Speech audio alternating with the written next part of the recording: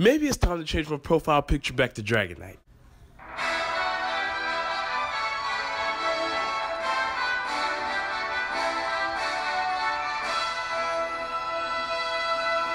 Yo, what's up everyone? Drayman1 here. Welcome back to a Pocket Monsters anime review. Today we're talking about episode 10.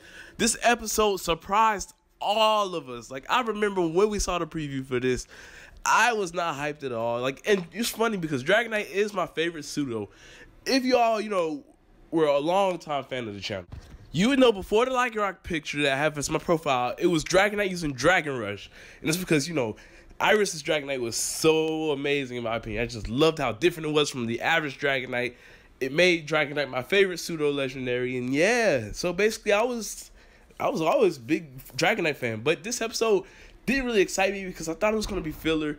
I didn't think Ash was going to catch any new Pokemon in this series, but this episode proved us different. So let's go ahead and get into the summary and my thoughts. The episode began with the discovery of the Dragonite Island. Basically, there were a lot of rumors going on about, Dragonite saving people and taking them to this mysterious island. So Ash and Go decided they're going to find this island. And interestingly enough, Ash and Go actually take a boat to another region. So I like that they actually, go into multiple regions other than, just the main 8 that we know of. Like, I remember in the Lugia episode, they went to another region, but we didn't know, what region it was. I'm guessing it's still popular. It's near Kanto, so it's populated by Kanto Pokemon and stuff, and Johto Pokemon and things like that. But I still think that's pretty cool that, they're making the world a lot bigger.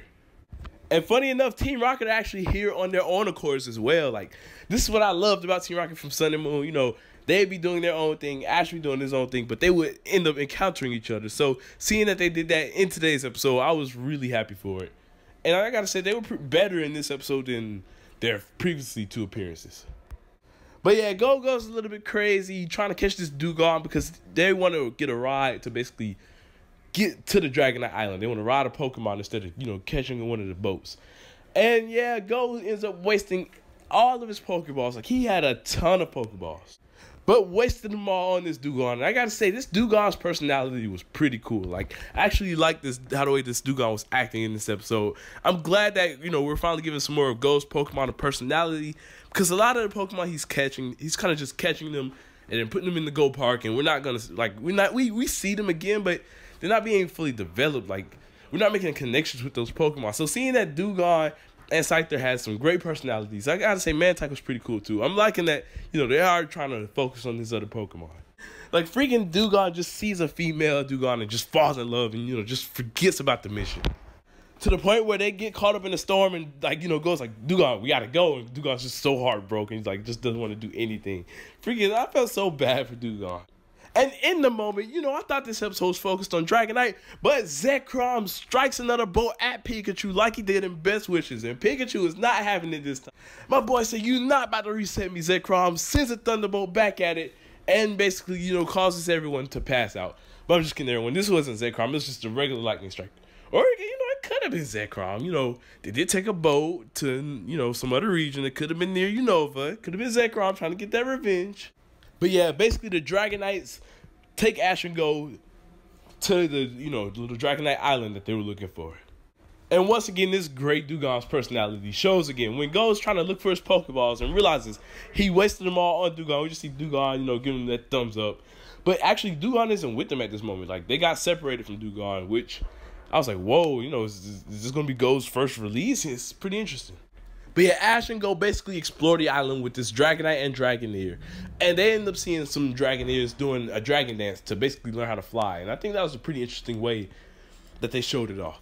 And freaking Scorbunny is freaking holding some shedded skin of Dragonair. And it's just so cute and funny. Like, I've been liking Scorbunny in this series. It's been pretty good. I remember I was, questioning, it's going to be like annoying, or was it going to be constantly kicking Ash and stuff. But Scorbunny's actually pretty sweet Pokemon. I'm liking Scorbunny. And yeah, Ash and Go basically end up, they really feel like researchers in today's episode. Like, they went and saw the Dratini shedding and, taking pictures. Like, they literally had Ash, standing like, right here's good. And, goes like, over. There we go. And takes the picture. It really feels like, they're being real researchers here. Like, this is going to be in some freaking adventure book at the end of the series that they're going to have. And something that many people have brought up before is questioning, Dragonair into Dragonite, because, you know, Dragonair, I remember a lot of people used to say, like, you know, it makes more sense for Dragonair to go into Gyarados and Magikarp into Dragonite for some reason. But yeah, you know, going as I mentioned, you know, you would think Dragonair would go into Milotic, so that's pretty interesting that they're going with that route. But yeah, basically, Ash also ended up noticing that the Dragonair was looking sad watching the other Dragonairs, you know, basically use Dragonairs to fly.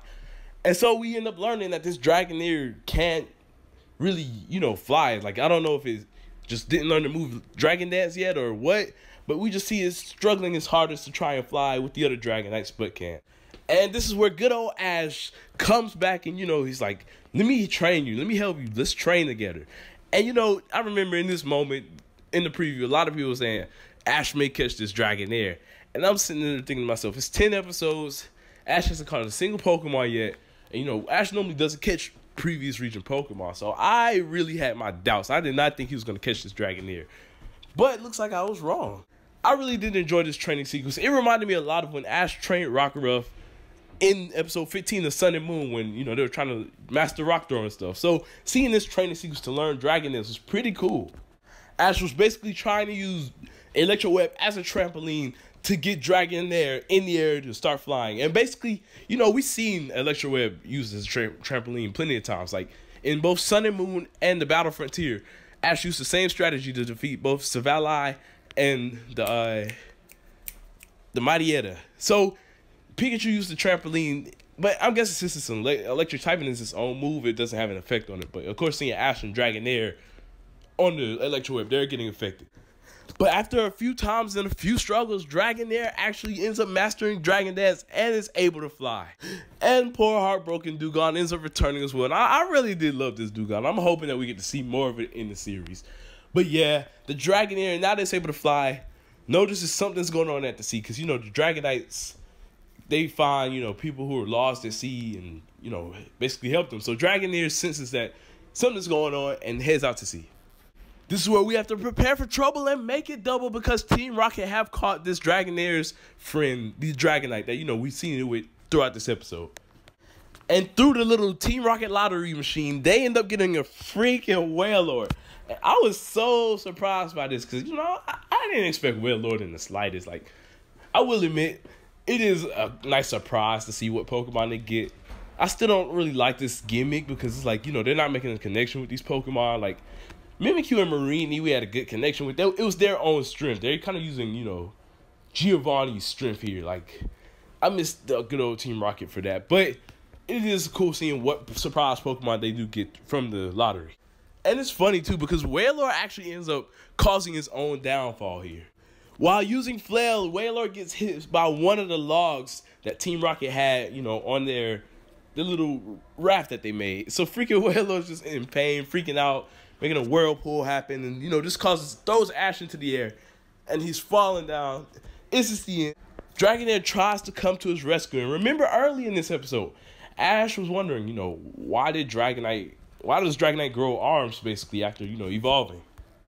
Here we see Ash trying to grab on the Dragonair, but it's so slippery, and that's when Dragonair evolves into Dragonite, and we see why it grows its arm.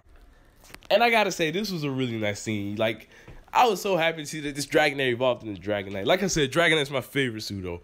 Now, if this Dragonite uses Dragon Rush anytime in the series, I may have to update that profile picture because, you know, Iris' Dragonite using Dragon Rush was so amazing. I just loved it so much.